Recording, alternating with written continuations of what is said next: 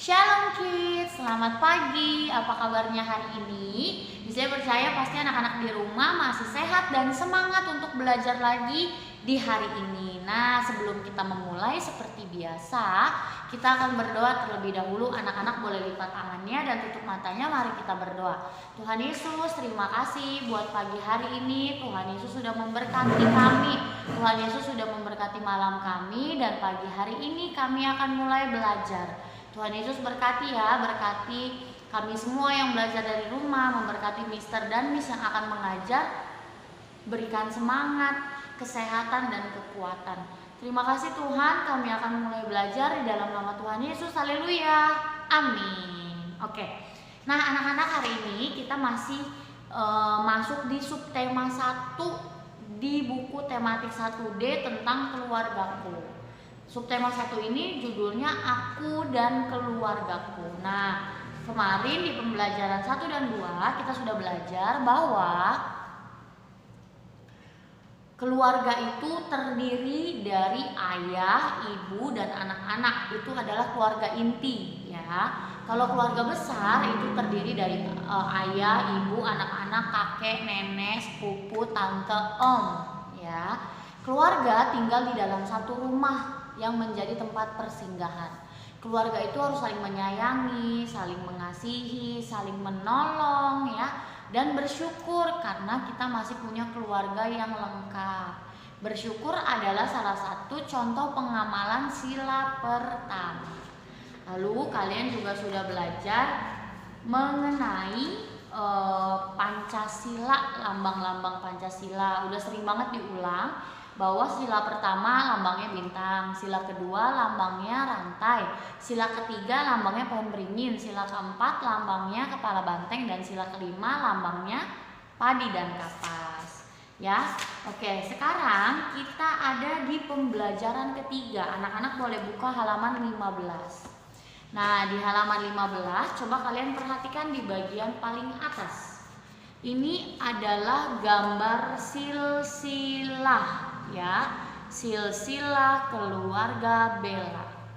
Oke, jadi kalau kalian tanya mama dan papa, pasti kalian tahu tuh, ma opung aku siapa. Nah, nanti mama jelasin, misalnya mama itu berapa bersaudara, lalu orang tua mama itu siapa namanya, lalu orang tua papa siapa namanya, kakek, opung, semua. Nah, itu namanya silsilah ya. Nah, hari ini kita akan belajar mengenai silsilah dari keluarga Bella ya. Anak-anak boleh lihat di buku. Bella itu punya ayah dan ibu ya. Ayahnya bernama siapa kemarin? Ayahnya bernama, bisa lupa juga. Ayahnya bernama Pak Pandu ya. Ayahnya bernama Pak Pandu ya. Lalu Bella punya ibu namanya Ibu Arta. Ya, jadi ayahnya Bella namanya Pak Pandu, lalu ibunya Ibu Arta. Nah, dari ayah dan ibu lahirlah anak pertama, yaitu Kak Hadi, seorang laki-laki. Baru setelah Kak Hadi lahirlah Bella, yaitu perempuan. Jadi keluarga Bella berjumlah 1, 2, 3, dan 4. Nah, mungkin anak-anak di rumah ada yang kembar, berarti saudaranya udah 2. Lalu mungkin anak-anak ada yang cuma aku sendiri, Miss, aku nggak punya kakak dan adik. Nah, berarti kalian hitung berapa ya jumlah anggota keluarga. Nah, oke, ini jadi namanya silsilah yang dibuat seperti bagan ya. Jadi ini kayak ada garisnya lalu dipecah lagi gitu ya. Oke, sekarang di bagian bawahnya kita skip, kita lanjut ke halaman berikutnya. Anak-anak coba boleh buka halaman berikutnya. Nah, di halaman 16 di situ sudah ada, ingat nggak kemarin Bella itu bertemu dengan teman baru ketika Bella lagi jalan mau ke sekolah. Nah, siapa nama temannya? Nama temannya Tari. Tari sudah memperkenalkan tentang anggota keluarganya. Nah, sekarang kita mau baca lagi nih di bagian paling atas sebelum kita mengisi silsilah keluarga dari si Tari ya. Misalnya bacain, kalian simak. Teman Bella bernama Tari. Ayah Tari, dengar baik-baik, ayah Tari bernama Kusuma. Ibu Tari bernama Ariati. Kakak Tari laki-laki bernama Ino. adik tari juga laki-laki bernama Adi. Nah, coba anak-anak hitung. Ada berapa anggota keluarga Tari? Tari punya ayah ya namanya Bapak Kusuma. Tari punya ibu namanya Ibu Arianti. Tari punya kakak namanya Ino. Lalu lahirlah Tari, baru adiknya Tari namanya Adi. Berarti ada berapa jumlah anggota keluarga Tari? Ada 5. Nah, sekarang tugasnya kalian di sini sudah ada ya bagan silsilah keluarganya Tari. Sudah ada kata ayah, ibu, kakak, aku dan adik. Tugasnya kita adalah menuliskan namanya, ya. Oke, kita tulis dari kolom pertama ayah. Tadi siapa nama ayahnya Tari? Ya, Kusuma. Boleh ditulis di sini. Kusuma, ya. Lalu sebelahnya ibunya namanya siapa? Ibunya Tari namanya Arianti. Betul, boleh ditulis. Ayahnya Kusuma, ibunya Arianti. Boleh di-pause kalau kecepatan. Lalu kakaknya Tari siapa namanya? Kakaknya Tari namanya Ino. Ya, Ino. Lalu setelah kakaknya Tari lahir, baru Tarinya lahir. Nah, terakhir kali Tari punya adik namanya Adi ya. Nah, jadi tadi papahnya Tari namanya Kusuma, ibunya Tari namanya Ariati, kakaknya Tari namanya Ino, lalu lahirlah Tari, baru terakhir adiknya Tari namanya Adi. Jadi jumlah keluarga Tari ada 5 orang ya.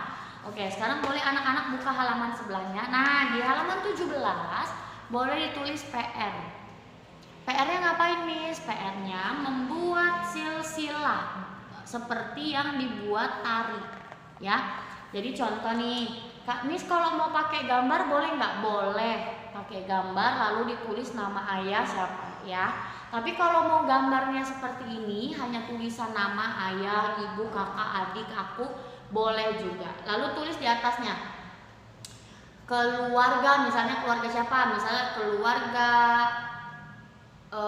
Indah gitu ya. Jadi itu sesuai dengan nama kamu. Jadi kamu gambar sesuai dengan jumlah anggota keluarga. Dikirim ke GCR ya. Jadi PR-nya yang halaman 17 bagian atas menggambar silsilah keluarga. Boleh pakai gambar, boleh pakai bagan ya. Contohnya boleh tadi kayak keluarganya Bella atau keluarganya Tari, oke? Nah, yang bagian bawah kita skip ya, ini tidak kita kerjakan. Sekarang boleh open next page. Nah, di halaman setelahnya, di halaman 18, kita akan belajar mengenai bangun datar ya. Jadi kita akan belajar mengenai bangun datar ya, Nak. Sebenarnya ini udah ada ya, Nak, waktu itu di buku yang kita belajar tabung, lalu kita belajar kotak itu ya. Kita belajar tentang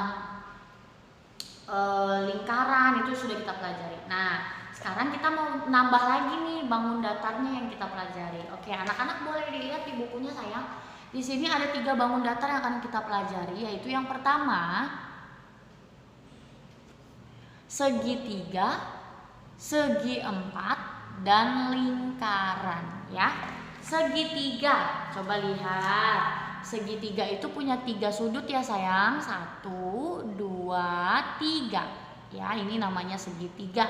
1, 2, 3. Nah, contoh-contohnya apa saja sih ini? Kalau anak-anak pernah punya penggaris yang bentuknya segitiga, ini dulu misalnya punya nih zaman sekolah. Ya itu biasanya penggaris itu sangat berguna untuk ada cetakan-cetakannya lagi gitu ya. Jadi benda-benda yang berbentuk segitiga itu contohnya penggaris. Terus nih lihat, ini ada rambu-rambu peringatan ya. Lalu ini seperti kain ya, Nak. Ini seperti kain ya. Lalu ini sama. Nah, di bawahnya sekarang segi empat ya. Ini ada biskuit, ada handphone, lalu ada rambu peringatan juga. Lalu ada buku ya. Lalu kalau lingkaran ada koin, ada ini kaset apa ya orang bilangnya, kaset hitam gitu ya. Kayak zaman-zaman dulu itu ya. Piring hitam, piringan hitam namanya. Lalu ini seperti roda ya sayang. roda, lalu terakhir ada pizza. Nah, jadi itu adalah beberapa jenis bangun datar yang kita pelajari yang bisa kita jumpai di lingkungan sekitar kita ya. Jadi ada segitiga, ada segi empat dan lingkaran. Sekarang anak-anak boleh buka di halaman 19. Miss Lia akan jelaskan lebih lanjut. Boleh disimak bagian atas ya sayang. Segitiga memiliki 3 sisi, ketiganya lurus. Coba didengar baik-baik. Nih dilihat bukunya. Coba lihat ke bukunya dulu nak. Miss Lia jelasin dulu. Ini segitiga ya sayang. Segitiga ini punya 3 sisi. Sisi itu apa Miss? Ini nak. Nih ya. 1, 2, dan 3. Segitiga punya 3 sisi yang tegak lurus ya. Semuanya lurus, ketiganya lurus ya kan. Dan segitiga juga punya 4 sudut. Apa itu sudut? Sebentar Miss Lia ambil pensil untuk contohin. Ya. Nah, ini ya sayang. Ini namanya sisi ya nak. Ini sisi, ini sisi, ini sisi. Lalu segitiga punya 3 sudut. Yang mana saja sudutnya? Nih, 1, 2, 3. Itu sudut ya. Jadi segitiga itu punya 3 sisi yang ketiganya tegak lurus dan punya 3 sudut. Ya nak. Lalu yang kedua, sekarang segi 4 ya. Segi 4 itu punya 4 sisi, keempatnya lurus ya. Nih sisi kayak tadi 1, 2, 3, dan 4 ya. Lalu selanjutnya lingkaran. Lingkaran itu punya 1 doang sisi. Nih dia melingkar ya nih. Ini namanya lingkaran. Jadi hanya ada 1 sisi. Ingat lagi, segitiga punya 3 sisi, ketiganya tegak lurus. Lalu kalau segi 4 punya 4 sisi, keempatnya lurus. Dan lingkaran punya 1 sisi, sisinya lengkung ya. Sama seperti yang udah pernah kita pelajari bahwa kalau lingkaran itu hanya ada 1 sisi dan sisinya lengkung. Paham ya? Sisinya lengkung. Oke. Sekarang kita buka halaman berikutnya di halaman 20. Yuk kita kerjakan bersama. Di halaman 20 kita akan menarik garis untuk mencocokkan beberapa benda yang ada dengan bangun datar yang sudah tersedia. Yang pertama ini ada gambar roda. Rodanya berbentuk apa? Lingkaran. Jadi kita tarik ke bangun datar yang berbentuknya lingkaran nih. Tuh ya, lanjut. Sekarang di sini ada rambu-rambu stop ya, bentuknya apa? Segitiga, betul. Kita tarik gambarnya ke bangun datar segitiga. Oke.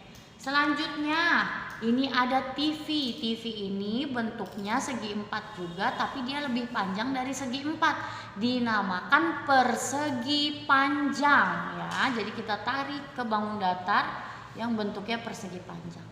Terakhir ini ada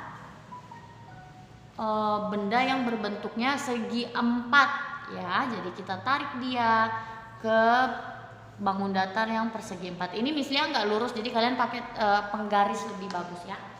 Oke, sekarang di bagian bawahnya kita akan melengkapi. Nih, kita akan melengkapi nama benda, lalu kita tulis bentuknya apa. Contoh udah dikasih contoh ya, buku bentuknya segi 4. Oke, sekarang boleh nomor 2 anak-anak pegang pensilnya, kita kerjakan bersama. Nama bendanya adalah koin. Boleh ditulis. Koin itu tulisannya K-O-I-N. Koin ya. Koin itu bentuknya apa? Ya, koin.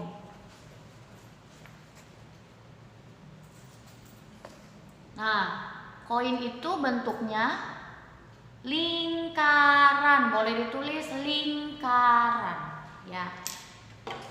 Di sini ditulis koin ya. Lalu di sebelahnya ditulis lingkaran. Nah, yang ketiga.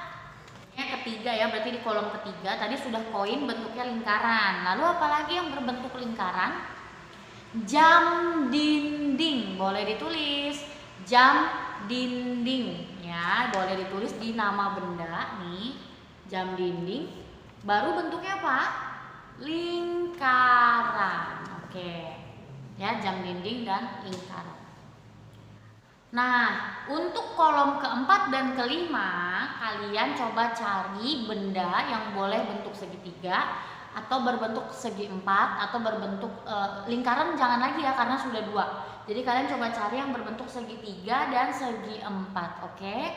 Jadi di yang nomor 4 dan 5 anak-anak cari bendanya sendiri lalu tentukan bentuknya apa ya, oke. Nah, sekarang di halaman 21 kita lanjut dulu ya. Nanti kalau itu kalian boleh kerjakan. Di halaman 21 di bagian paling atas sudah ada sebuah teks bacaan mengenai keluarga Bella yang sedang berdoa sebelum makan. Misalnya akan bacakan, kalian boleh simak bukunya. Sebelum makan kita harus berdoa. Ayah memimpin berdoa.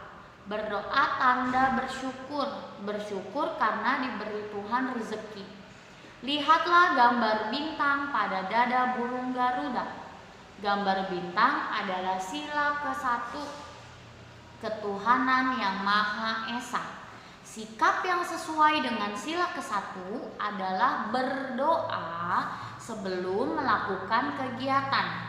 Tidak membeda-bedakan teman juga sesuai sila ke-1. Nah, jadi pengamalan sila pertama nambah lagi. 1, berdoa. Yang kedua, bersyukur. Yang ketiga, tidak membeda-bedakan teman ya. Jadi itu juga bisa masuk ke dalam pengamalan sila pertama. Oke, seperti apa yang Bella dan keluarganya lakukan sebelum mereka makan, mereka berdoa dulu. Mereka bersyukur atas berkat yang Tuhan berikan pada hari itu ya. Nah, anak-anak juga biasakan, baik itu mau makan, mau itu pergi, mau itu bangun tidur, mau itu tidur lagi, anak-anak harus terbiasa berdoa karena bersyukur buat segala sesuatu yang sudah Tuhan buat kalian ya. Nah, sekarang di bagian bawahnya ini kita skip ya, ini kita skip, ini tidak kita kerjakan. Anak-anak boleh buka halaman selanjutnya, ini terakhir sebelum kita tutup pembelajaran kita hari ini.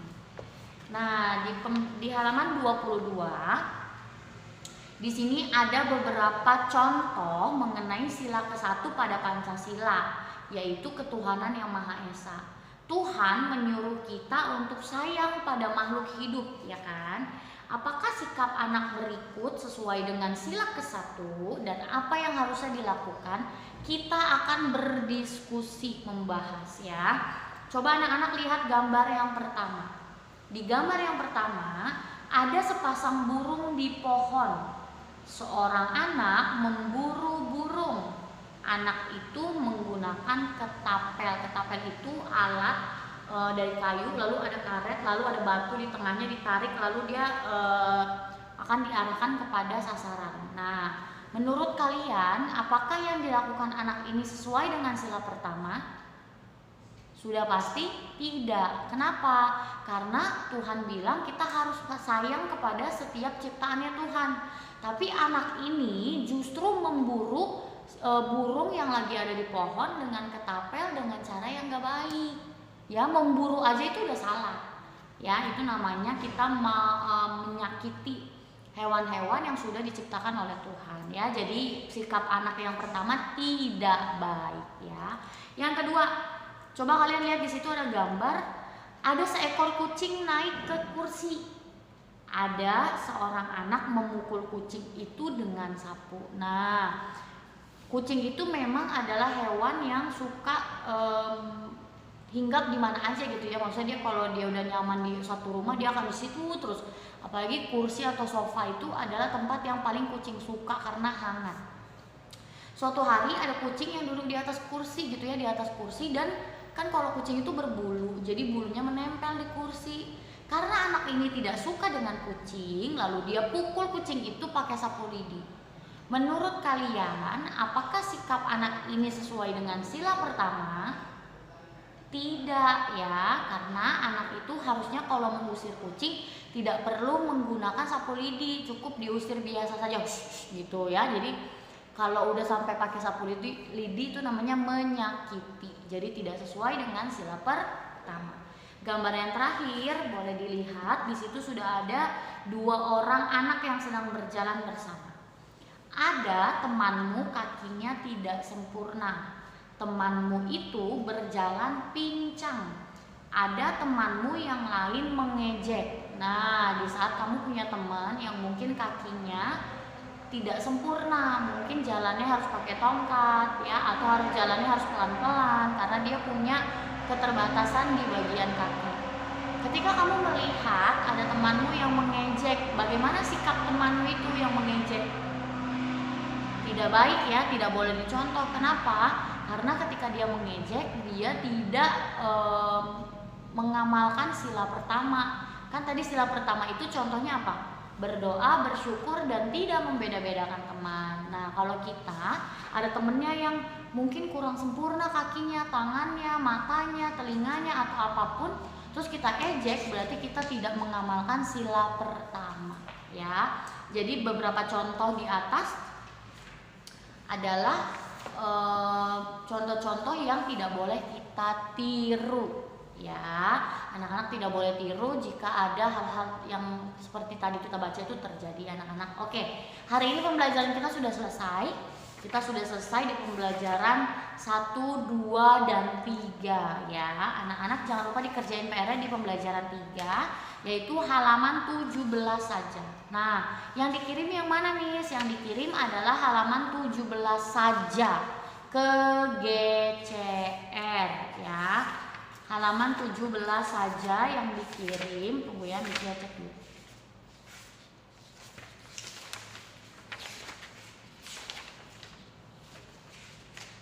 Ya, jadi yang dikirim hanya halaman 17 saja ya.